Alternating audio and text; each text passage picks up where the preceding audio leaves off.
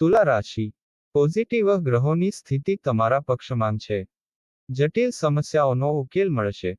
આર્થિક ગતિવિધિઓ સંબંધિત કેટલીક લાભકારી યોજનાઓ બનાવવામાં આવશે અને તેનો તાત્કાલિક અમલ કરવામાં આવશે.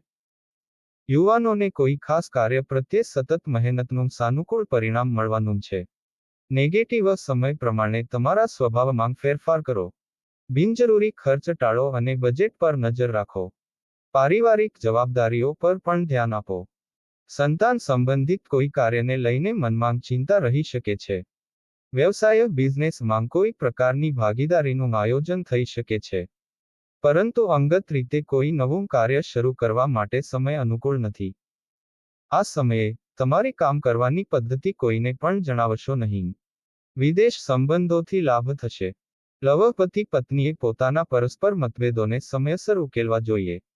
પરિવારના